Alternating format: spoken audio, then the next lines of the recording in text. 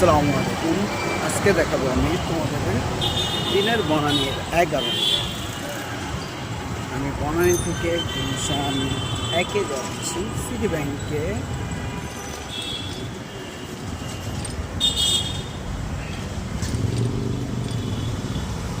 এখানে দেখা যাচ্ছে অনেক জ্যাম।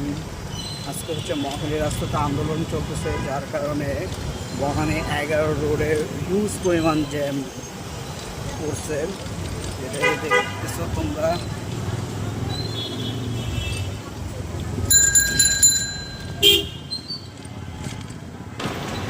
এখন আমরা বনানী 11 ব্রিজের দিকে উঠতেছি, যেটা হলো বনানী 11 ব্রিজ রিং রোড বলা যায়, যেটা বানিয়েছিলেন ফখরুল সাহেব, ফখরুদ্দিন আহমেদ। উনি বানিয়েছিলেন। তখনকার সময়ে 11 ব্রিজটা খুবই সুন্দর ছিল।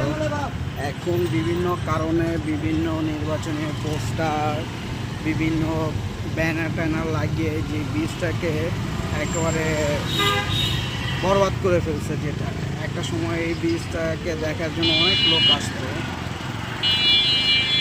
এই হলো সেই 11 ব্রিজ।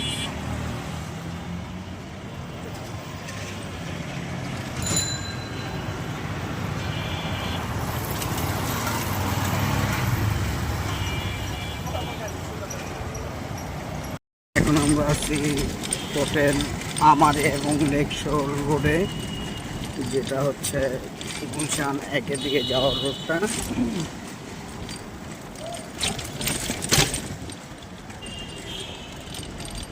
আমি যে মামাকে নিয়ে রিক্সাতে করে যাচ্ছি, এই যে সে রিক্সা চালাচ্ছে।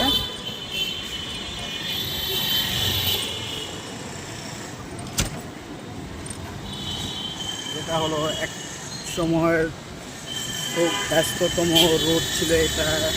যেটা হলো এখানে বিগত সরকারের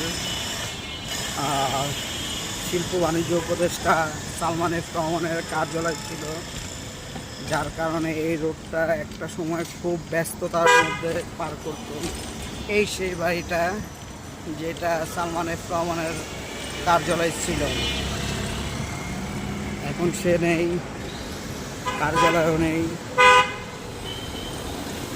এখন হচ্ছে শুনশান হয়ে গেছে এলাকাটা।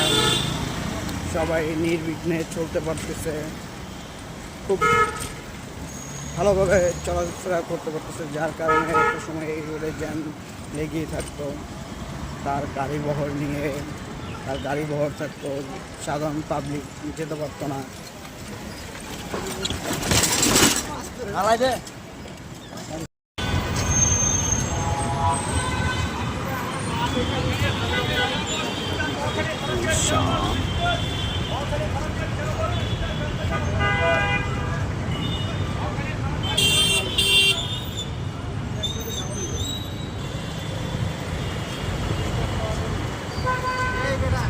আসলাম সিটি ব্যাংক সেন্টারের।